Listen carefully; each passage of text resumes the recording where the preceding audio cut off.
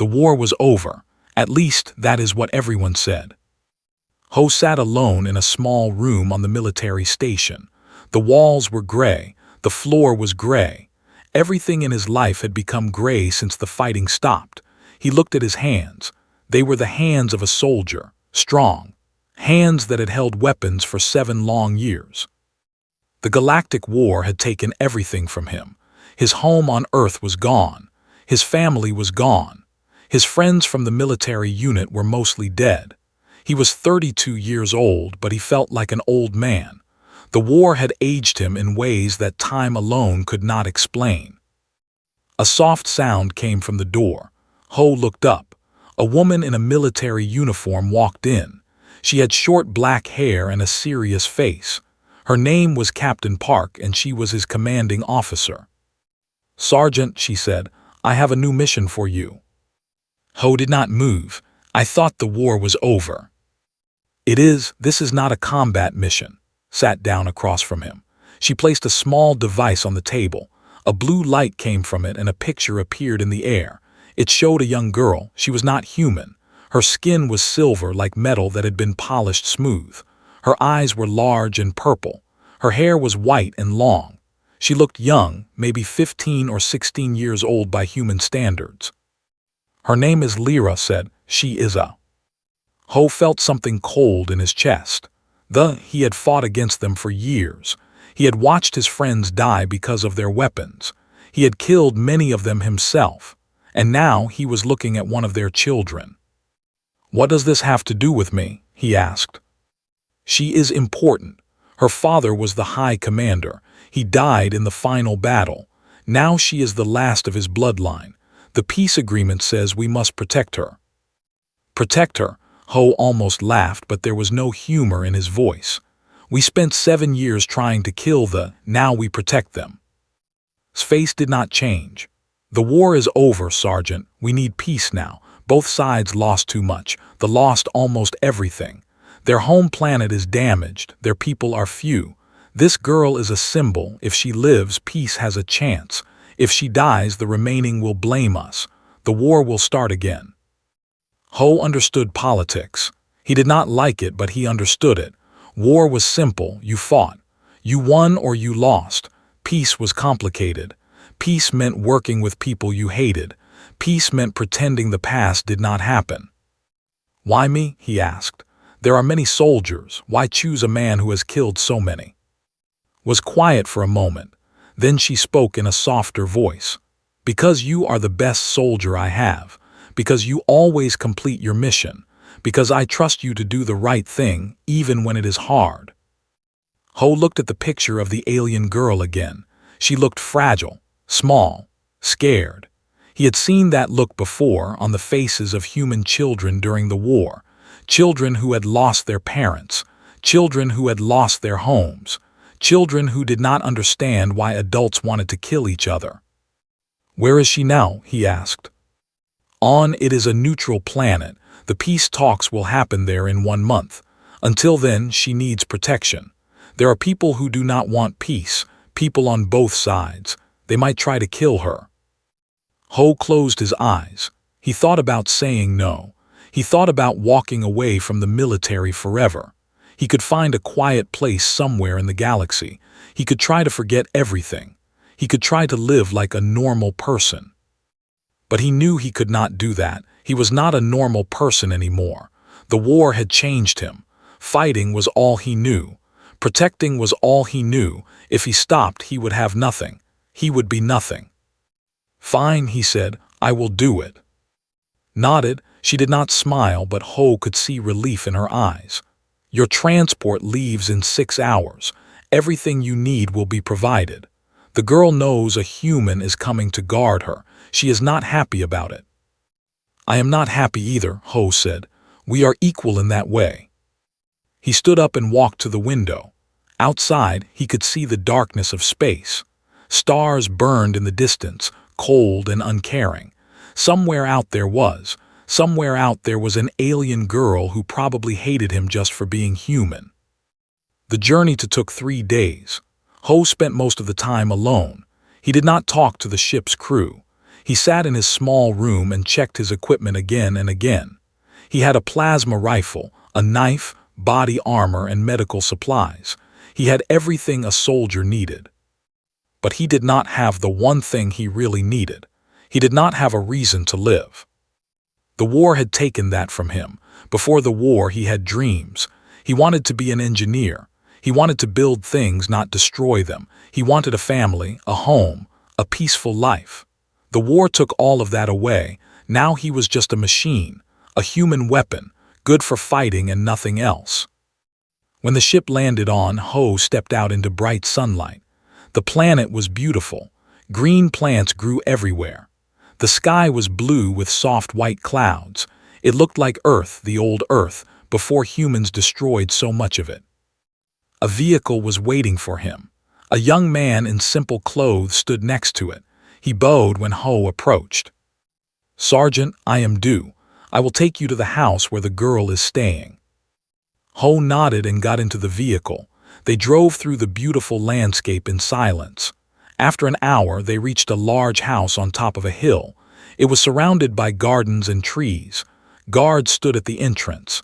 They were from different species, some human, some alien, all neutral. "She is inside," Du said. "Good luck, Sergeant, you will need it." Ho walked toward the house. His heart beat faster with each step. He was not afraid. He had stopped feeling fear long ago, but he felt something else. Uncertainty. He did not know what to expect. He did not know if he could do this mission without his hatred showing. He reached the door. He took a deep breath. Then he opened it and walked inside to meet the girl he was supposed to protect. Inside, the house was warm and full of light. Soft music played from somewhere. The walls were decorated with art from many different worlds. It was a place of peace and beauty. And standing in the middle of the main room was Lyra. She turned to look at him. Her purple eyes went wide. Her silver skin seemed to glow in the light. She was small and thin. She wore a simple white dress. She looked even younger in person than in the picture. For a long moment, neither of them spoke. Human and soldier and child. Two people who should have been enemies, now forced to live together. Ho saw the fear in her eyes. He saw the hatred. He saw the same feelings that lived inside his own heart. This mission would not be easy. But then again, nothing in his life had ever been easy. "I am Ho," he said. His voice was calm and steady. "I am here to protect you." Lyra said nothing. She just stared at him with those large purple eyes, and Ho understood. Words would not be enough. He would have to prove himself through actions. The question was, could a man who had killed so many truly protect one of their children? He did not know the answer, but he was going to find out. The first 3 days were the hardest. Lyra refused to speak to Ho. She refused to look at him. When he walked into a room, she walked out. When he sat down to eat, she took her food and left. She moved through the house like a ghost, always staying as far from him as possible. Ho did not push her. He understood her fear. He understood her hatred. He had felt the same things when he first learned about this mission. How could she trust a human? How could she feel safe with someone whose species had destroyed her world? The house had many rooms. Lyra stayed in the upper floor, in a bedroom with large windows that looked out at the gardens. Ho stayed in a small room near the main entrance. From there, he could watch all the doors and windows. From there, he could protect her, even if she did not want his protection. Each morning, Ho woke up before the sun. He checked the security systems. He walked around the house and looked for any signs of danger. He spoke with the other guards who watched the outside. Then he made breakfast and left some outside Lyra's door. She never thanked him. She never said anything. But the plates always came back empty. On the 4th day, something changed. Ho was sitting in the garden watching the sunrise. The air was cool and fresh. Birds sang in the trees. It was peaceful, too peaceful for a man like him. He felt strange in places like this. He felt like he did not belong. He heard footsteps behind him, light footsteps, almost silent. but Ho's ears were trained to hear even the smallest sounds. He turned his head slightly. Lyra stood a few meters away. She was watching him. Her silver skin glowed softly in the morning light. Her purple eyes were filled with something that might have been curiosity. "You wake up early," she said. Her voice was soft and musical. It was the first time Ho had heard her speak. "Soldiers always wake up early," he replied. He kept his voice calm. He did not want to scare her away. Lyra moved a little closer. She sat down on a stone bench, still keeping distance between them. "My father used to wake up early too. He said it was because he could not sleep. Bad dreams." Ho nodded slowly. "War gives everyone bad dreams." "Do you have bad dreams, human?" It was a simple question, but the answer was complicated. Ho thought about all the nights he had woken up covered in sweat, all the nights he had seen the faces of the dead, friends, enemies, people he had killed, people he could not save. "Yes," he said, "every night." Lyra was quiet for a moment. Then she stood up and walked back toward the house. At the door, she stopped and looked back at him. "My father killed many humans," she said. "He was a great warrior. Everyone said so. But at night he cried. He never let anyone see, but I saw the tears on his face while he slept." She went inside before Ho could respond. That small conversation changed something between them. Lyra still kept her distance. She still did not trust him, but she stopped running away every time he entered a room. Sometimes she even stayed and watched him from far away, like a small animal studying a larger one. Ho learned things about her by watching. She liked to read. She spent hours with books from many different worlds. She liked music too. Sometimes he heard her playing a strange instrument that made sounds like water falling over rocks. She was good at it. He also learned that she was lonely, terribly lonely. She had no family left, no friends on this planet. The only people around her were guards and servants who were paid to be there. No one talked to her as a person. They talked to her as a symbol, as the last of an important bloodline. 1 week passed, then 2. Ho started leaving things outside her door along with breakfast. A flower from the garden. An interesting stone he found while walking. A small book of human poetry that he bought from a shop in the nearby town. He never said anything about these gifts. He never expected thanks. But he noticed that the flower appeared in a vase by her window. The stone sat on her desk, and one day he saw her reading the poetry book in the garden. On the 15th day, Lyra came to him. Ho was cleaning his weapons. It was something he did every day. A soldier's weapon must always be ready. He heard her footsteps and looked up. "Teach me," she said. "Teach you what?" "How to fight," she pointed at his rifle. "How to use weapons, how to protect myself." Ho put down the rifle. He looked at her carefully. "Why do you want to learn?" "Because I am tired of being weak." Her voice was stronger now. There was fire in her purple eyes. "Everyone wants to protect me. Everyone wants to keep me safe. But no one asks what I want. No one teaches me how to be strong." Ho understood. She did not want to be a symbol. She did not want to be a helpless child that everyone felt sorry for. She wanted to be her own person. She wanted to have power over her own life. "Fighting is not just about strength," he said. "It is about knowing when to fight and when to walk away. A true warrior does not look for battles. A true warrior knows that every fight has a cost." Lyra listened carefully. She nodded.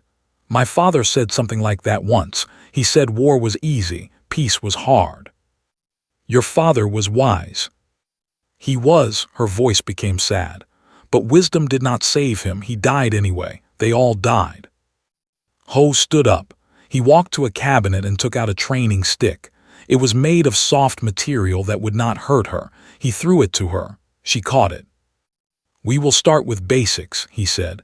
"How to stand, how to move, how to fall without getting hurt. The weapons come later." For the next hour, Ho taught her simple movements. She was clumsy at first. Her body was not used to physical training. but she was determined. Every time she fell, she got up again. Every time she made a mistake, she tried again. By the end of the lesson, she was tired and sweating. Her white dress was dirty, but there was a smile on her face, a real smile. "Same time tomorrow?" she asked. Ho nodded. "Same time tomorrow." She started to walk away, then stopped. She turned back to look at him. "Ho, thank you for the flowers and the book and everything." Before he could respond, she ran into the house. Ho stood alone in the garden. He felt something strange in his chest. It took him a moment to recognize what it was. Hope. For the first time in years, he felt hope. Maybe he could not change the past. Maybe he could not bring back the people who had died. Maybe he could not undo the terrible things he had done in the war. But maybe, just maybe, he could help one person. He could help this lonely alien girl become strong. He could give her the tools to survive in a cruel universe. That night Ho slept better than he had in months. The bad dreams still came, but they were softer now, less sharp, less painful. And when he woke up the next morning, he found a flower outside his door, a purple flower from the garden. Next to it was a small note written in careful handwriting. "For my teacher, thank you, Lyra." Ho picked up the flower and held it gently. It was such a small thing, just a flower, just a note, but to him it meant everything. It meant that maybe, just maybe, enemies could become friends. It meant that humans could find common ground. It meant that the universe was not completely dark. There was still light, small and fragile, but there. And Ho would protect that light with everything he had. 3 weeks had passed since Ho arrived on. Things were good, better than he had expected. Every morning he and Lyra trained together in the garden. She was getting stronger. Her movements were becoming faster and more confident. She was not ready for real combat, but she was learning. More importantly, she was changing. The scared girl he had first met was slowly becoming someone new, someone braver. They talked more now, during meals, during training, during quiet evenings when the sun went down and painted the sky in colors of gold and red. Lyra told him about her home world before the war. She told him about her mother who had died when she was young. She told him about her father who had been strict but loving. Ho listened. He did not talk much about himself. The memories were too painful, but sometimes late at night he shared small pieces of his past. He told her about Earth, about the blue oceans and green forests, about his little sister who had died in the first attack, about his dream of becoming an engineer. "You wanted to build things," Lyra said one night, "but the war made you destroy things instead." "Yes," Ho said, "the war took many things from many people." "Maybe after the peace talks," she said, "you can build things again. Maybe you can become who you wanted to be." Ho did not answer. He was not sure if that was possible anymore. The war had changed him too much, but he appreciated her words. He appreciated that she cared enough to say them. On the 23rd day, everything changed. It happened quickly, too quickly. Ho and Lyra were in a transport vehicle, traveling to a nearby city. Captain Park had arranged a meeting with some diplomats who wanted to see Lyra before the peace talks. It was supposed to be safe. The route had been checked many times. Guards were positioned along the road. But someone had planned better. The first explosion hit the vehicle in front of them. Fire and metal flew through the air. The driver of their vehicle screamed and tried to turn around, but a second explosion blocked the road behind them. They were trapped. Ho moved without thinking. His training took over. He grabbed Lyra and pulled her down, covering her body with his own. Through the window he could see figures moving in the smoke, dark shapes, wearing black armor, carrying weapons. "Assassins." "Stay down," Ho said. His voice was calm, but his heart was racing. "Do not move until I tell you." "Ho," Lyra's voice was full of fear. "I will protect you, I promise." He kicked open the door and rolled out of the vehicle. A plasma bolt flew past his head, missing him by inches. He raised his rifle and fired. One of the assassins fell, then another. There were too many of them. 6, 7, maybe more. They were moving in a formation, trying to surround the vehicle. They were professionals. They knew what they were doing. Ho knew he could not win a straight fight. He needed to get Lyra out of here. He needed to find cover. He ran back to the vehicle. "Lyra, come with me now." She climbed out, her eyes wide with terror. Her silver skin was pale. Her hands were shaking, but she moved when he told her to move. The training had taught her that much. They ran toward the trees at the side of the road. Plasma bolts hit the ground around them. One hit a tree and set it on fire. The air was full of smoke and the smell of burning things. Ho saw an assassin appear from behind a rock. The assassin raised his weapon. He was aiming at Lyra. There was no time to think, no time to plan. Ho threw himself in front of her. The plasma bolt hit him in the shoulder. Pain exploded through his body. It was like being burned and stabbed at the same time. He fell to the ground, but he did not let go of his rifle. He raised it with one hand and fired. The assassin dropped. "Ho!" Lyra screamed. She knelt beside him, her hands pressing against his wound. Blood was flowing between her fingers. Her blood mixed with his, her silver blood and his red blood together on the ground. "Keep running," Ho said through clenched teeth. "Get to the trees, hide." "I will not leave you." "Go, that is an order." But Lyra did not move. She stayed with him even as more plasma bolts flew over their heads. She was crying.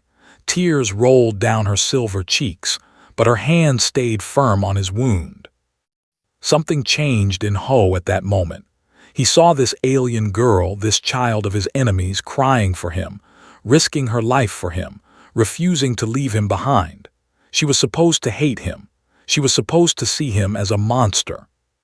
But she did not. She saw him as a person, as someone worth saving. New strength flowed through Ho. The pain was still there, but he pushed it aside. He had fought through worse. He had survived worse. He would not die here, not like this, not when someone needed him. He stood up. His vision was blurry, but he could still see. He could still fight. "Stay behind me," he told Lyra. He walked forward, firing his rifle. One assassin fell. 2, 3. His aim was not as good as usual because of the pain, but it was good enough. He had been trained to fight even when injured. He had been trained to be a weapon that never stopped. The remaining assassins realized they were losing. They tried to retreat, but Ho did not let them. He chased them, firing again and again. He needed to kill them all. He could not let any of them escape. If even one survived, they would report back. They would send more. The last assassin tried to run into the forest. Ho shot him in the back. Then the world started to spin. Ho's legs gave out. He fell to his knees, then onto his side. His vision was going dark. The last thing he saw before losing consciousness was Lyra's face above him. Her purple eyes were filled with tears. Her hands were covered in his blood. "Please do not die," she was saying. "Please, please, I cannot lose you too. Please, Ho, stay with me." Her voice followed him into the darkness. When Ho woke up, he was in a medical room. Bright lights shone above him. Machines beeped around him. His shoulder was wrapped in bandages and healing gel. The pain was still there, but it was distant now, softened by medicine. He turned his head. Lyra was sitting in a chair next to his bed. She was asleep, her head resting on the edge of the mattress. Her hand was holding his. He looked at her for a long moment, this alien girl, this child who should have been his enemy. She had stayed with him. She had held his hand while he slept. Ho felt something wet on his face. He reached up with his good hand and touched his cheek. Tears. He was crying. He had not cried in years, not since his sister died. He had thought that part of him was dead. But it was not dead. It had just been sleeping, and now it was waking up. Lyra opened her eyes. She saw that he was awake and sat up quickly. "Ho, you are alive." The doctors said you lost too much blood. They said you might not wake up, but I knew you would. I knew you were strong. You stayed with me, he said. His voice was rough from sleep. Of course I stayed. She squeezed his hand. You saved my life. You took that shot for me. No one has ever done anything like that for me before. I was doing my job. No, she shook her head. It was more than a job. I saw your eyes, Ho, when you jumped in front of me. You were not thinking about the mission. You were thinking about me. You cared about me. Ho did not know what to say. She was right. In that moment, he had not been thinking about duty or mission or orders. He had been thinking only about her, about keeping her safe, about making sure she lived. When had that happened? When had this assignment become something more? He did not know, but he knew that everything was different now. Rest, Lyra said softly. You need to heal. I will be here when you wake up. I am not going anywhere. Ho closed his eyes. For the first time in a long time, he felt safe, not because he was in a medical room with guards outside, but because someone cared about him. Someone would be there when he woke up. That was something he had not felt since his family died. Maybe, he thought as sleep took him again, maybe this alien girl was becoming his family now. Maybe that was not so strange after all. The decision was made quickly. The house was no longer safe. Someone had betrayed them. Someone had told the assassins where to find Lyra, until they discovered who Ho and Lyra would hide in the mountains. Captain Park arranged everything. A small cabin in the northern mountains, far from any city, no roads nearby, no way to find them unless you knew exactly where to look. Only 3 people knew the location, Ho and the pilot who flew them there. The cabin was old but strong. It had 2 rooms, a small kitchen, and a fireplace. Outside, thick forests covered the mountains. A river flowed nearby, its water cold and clean. It was beautiful and lonely, like a place from an old story. Ho's shoulder was still healing. The doctors had done their best, but he needed rest. Lyra took care of him now. She changed his bandages every day. She made sure he took his medicine. She cooked food for them, simple meals that she learned from a book. You are a terrible cook, Ho said one evening, looking at the burnt meat on his plate. Lyra laughed. It was the first time he had heard her truly laugh. The sound was bright and warm, like bells ringing. I know. My father always said I was useless in the kitchen. He said it was the one battle I could never win. He was right. She threw a piece of bread at him. He caught it and ate it. It was also burnt, but he did not complain. Days passed slowly in the mountains. Without training or missions or danger, time felt different, slower, heavier. There was nothing to do except talk, and so they talked.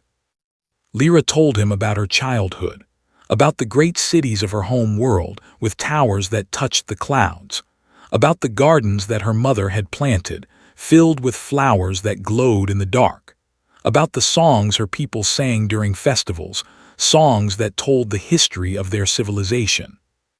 It is all gone now, she said quietly. They were sitting by the fireplace watching the flames dance. The cities, the gardens, the songs, everything. Not everything, Ho said. You remember it. As long as you remember, it still exists. Lyra looked at him. That is a kind thing to say. I am not trying to be kind, I am trying to be honest. He stared into the fire. I lost my home too. Earth is still there, but it is not the same. The places I loved are gone.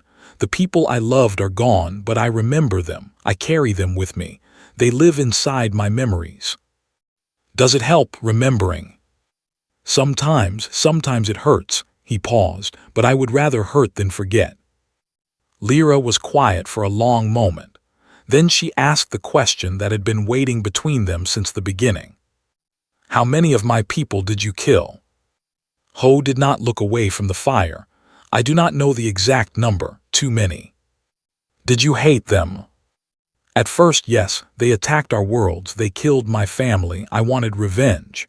His voice was flat and calm, but his hands were tight in his lap. But as the war went on, the hate changed. It became something else, something colder. I stopped seeing your people as individuals. I saw them as targets, as things to be eliminated. That sounds terrible. It is. He finally looked at her. His eyes were filled with pain. I became a monster, Lyra. The war made me into something I never wanted to be, and I cannot take it back. I cannot undo what I did. Lyra moved closer to him. She sat down next to him, close enough that their shoulders almost touched. My father said something once. He said that in war everyone becomes a monster, both sides. There are no heroes in war, only survivors. Your father was wise. He also said something else. She looked at the fire. He said that the test of a person is not what they do during the war, it is what they do after, when the fighting stops, when they have a choice again. Ho thought about those words. He thought about the choice he had made. He had chosen to protect this alien girl. He had chosen to take a plasma bolt for her. He had chosen to care about her, even though everything in his past told him he should hate her. Maybe that choice mattered. Maybe it did not undo the terrible things he had done, but maybe it showed that he was still capable of being something other than a monster. Ho, Lyra's voice was soft. Can I ask you about your family? He closed his eyes. The memories were painful, but they did not burn as hot as they used to. What do you want to know? What were they like? So he told her. He told her about his mother who had been a teacher, about his father who had worked in a factory, about his little sister, Mi Young, who had been only 12 years old when she died. She had wanted to be a singer. She had practiced every day, her voice filling their small house with music. She sounds lovely, Lyra said. She was. Ho's voice broke slightly. She was the best of us, the kindest, the most hopeful, and she died in the first attack. She never even had a chance to run. Without saying anything, Lyra took his hand. Her silver fingers wrapped around his ones. She did not try to comfort him with words. She just held his hand and sat with him in his pain. They stayed like that for a long time. Two orphans of war, two people who had lost everything, holding onto each other in the darkness. Over the following days, something changed between them. The walls they had built around their hearts started to come down. They talked about things they had never told anyone else. Fears, regrets, hopes, dreams. Lyra told him about the nightmare she had, about seeing her father's ship explode again and again, about waking up screaming, reaching for someone who was no longer there. Ho told her about the guilt he carried, about the faces he saw when he closed his eyes, about the fear that he was beyond redemption, that no amount of good deeds could wash away the blood on his hands. I do not think you are beyond redemption, Lyra said. They were walking by the river, watching the water flow over the rocks. I think you are trying to be better. That is what matters. Some people would say that trying is not enough. Some people would say I deserve to suffer for what I did. Maybe. She picked up a smooth stone and threw it into the river. But I am not those people. I am the person standing next to you right now, and I think you deserve a second chance. Ho stopped walking. He looked at her, this strange alien girl who had somehow become the most important person in his life. Why? Why do you care about me? I am a human. My people destroyed your world. And my people destroyed your family. She met his eyes without flinching. We both have reasons to hate. We both have reasons to be angry, but hate is heavy, Ho. It is so heavy. I am tired of carrying it. Are you not tired too? He was so tired. Tired of the anger, tired of the guilt, tired of being alone in his pain. Yes, he said, I am tired. Then let it go. She held out her hand to him. Not all of it, not forever, but just for now. Let it go and walk with me. Be my friend, not my enemy. Ho looked at her hand. Such a small thing, such a simple gesture, but it felt like the biggest decision of his life. He took her hand. They walked together by the river, human and alien, no longer enemies. The sun was setting, painting the sky in shades of orange and pink. Birds sang in the trees. The water sparkled like jewels. It was peaceful, it was beautiful. And for the first time in years, Ho felt like maybe peace was possible, not just between nations or species, but inside his own heart. Maybe the war had taken many things from him, but maybe it had also brought him here, to this moment, to this person. Maybe some good could come from all the bad. He did not know what the future would bring. He did not know if the peace talks would succeed or fail. He did not know if more assassins would come. But he knew one thing for certain: he was no longer alone, and neither was she. That was enough. For now, that was enough. The Peace Summit was held in the largest building on. It was called the Hall of Stars, a beautiful structure made of white stone and glass. Leaders from dozens of worlds had gathered there, humans, and many other species who had been affected by the war. Ho stood at the entrance, watching the people walk inside. Diplomats in expensive clothes, generals in military uniforms, reporters with cameras and recording devices. Everyone wanted to see this moment. Everyone wanted to witness history. His shoulder was almost fully healed now. The doctors had cleared him for duty 3 days ago. He was wearing his formal military uniform for the first time in years. It felt strange, heavy, like wearing the skin of a person he used to be. A hand touched his arm. He looked down and saw Lyra standing beside him. She was wearing a beautiful silver dress that matched her skin.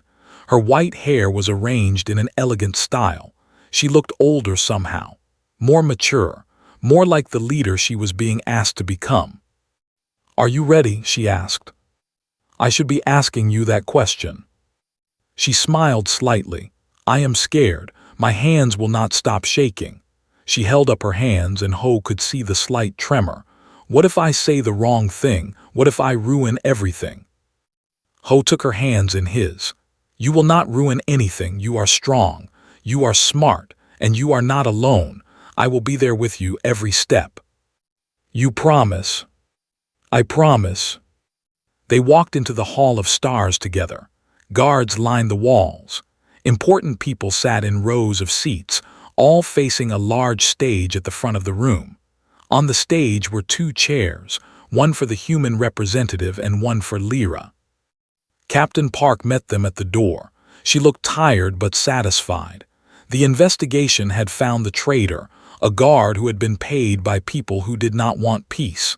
He was in prison now. The danger was over.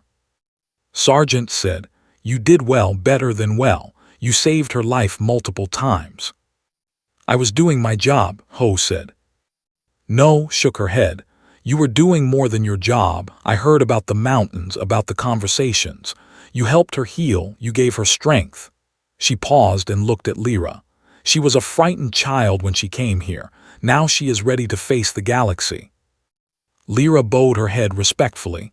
"Sergeant has been a good teacher and a good friend." Nodded and stepped aside. "It is time. Good luck, both of you." Lyra walked toward the stage. Ho followed, staying a few steps behind her. He watched as she climbed the stairs and took her place in the silver chair. The human representative was already there, an older man with gray hair and kind eyes. His name was General Bae Sung-ho, a war hero who had lost his own family in the fighting. The room fell silent. Thousands of eyes watched. Millions more watched through cameras that broadcast to every world in the galaxy. Lyra stood up.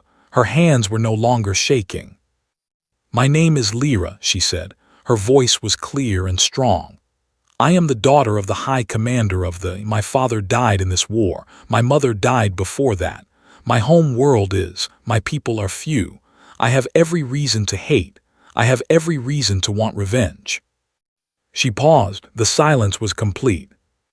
"But I do not want revenge. I want peace. I want a future where children do not have to grow up without parents, where planets do not burn, where people can live without fear." She turned and looked at Ho. He met her eyes. "When I first came here," she continued, "I was given a human guard, a soldier who had fought against my people, a man who had killed many. I was terrified of him. I hated him. The audience stirred. Some looked at Ho with curiosity, others with suspicion. But that man saved my life. He took a wound meant for me. He stayed with me through the darkest time of my life. He taught me that strength is not about fighting. It is about protecting.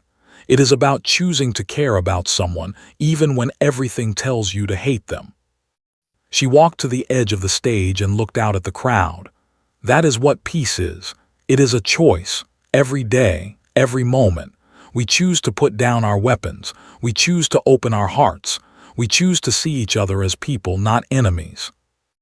General Bae Sung-ho stood up and walked to stand beside her. He looked at her for a moment, then at the crowd. The girl speaks truth. We have fought. We have bled. We have lost. But now we have a chance to build something new. A future where our children can live together. I am old. I will not see that future, but I can help build it for those who come after. He reached out his hand to Lyra. She took it. The audience erupted in applause. Some were crying. Some were cheering. The cameras recorded everything, sending the image to billions of viewers across the galaxy. Human and hand in hand, a symbol of hope. The formal negotiations took many hours. Papers were signed. Agreements were made. Boundaries were drawn. Resources were shared. By the time the sun set outside the Hall of Stars, the framework for peace was complete. But for Ho, the real moment came later. After the ceremony, Lyra found him in a quiet hallway. She was still wearing her formal dress, but she had let her hair down. She looked exhausted but happy. "Thank you," she said, "for everything." "You did the hard part," Ho replied. "You faced the galaxy and told them the truth." "I could not have done it without you." She stepped closer to him. "Ho, I have to ask you something." "What?" "The peace agreement means I have duties now, responsibilities. I will travel to many worlds. I will speak to many people. I will help build the future I talked about." She took a deep breath. "I need someone to protect me, someone I trust, someone who understands me." Ho already knew what she was going to ask. "Will you stay with me?" Her purple eyes were bright with hope and fear. "Not as a soldier following orders, but as my guardian, my friend, my family." The word hit him like a physical blow. Family. He had not had family in so long. He had thought that part of his life was over forever. "Lyra," he started. "I know I am asking a lot. I know you have given up so much already. If you want to leave, I will understand. You have done more than anyone could ask, but I want you to know that you have a place with me. Always." Ho looked at this alien girl, this child who had become so much more. She had changed him. She had shown him that there was still good in the universe. She had given him something to fight for beyond survival. "When you first met me," he said slowly, "you were afraid of me." "Yes." "You saw a monster, a killer." "Yes." "And now?" Lyra smiled. It was the warmest smile he had ever seen. "Now I see Ho, a man with a gentle heart, a man who makes terrible breakfast, a man who saved my life, my teacher, my friend." She paused. "My family." Ho felt tears in his eyes. He did not try to hide them. "I thought I had lost the ability to care about anyone. I thought the war had destroyed that part of me, but you brought it back. You made me believe again. So you will stay?" He nodded. "I will stay, for as long as you need me, for as long as you want me." Lyra threw her arms around him and hugged him tightly. He hugged her back, careful of his still healing shoulder. They stood like that for a long moment, human, and no longer enemies or strangers. Family. Outside the window, the stars shone brightly. The same stars that had watched the war.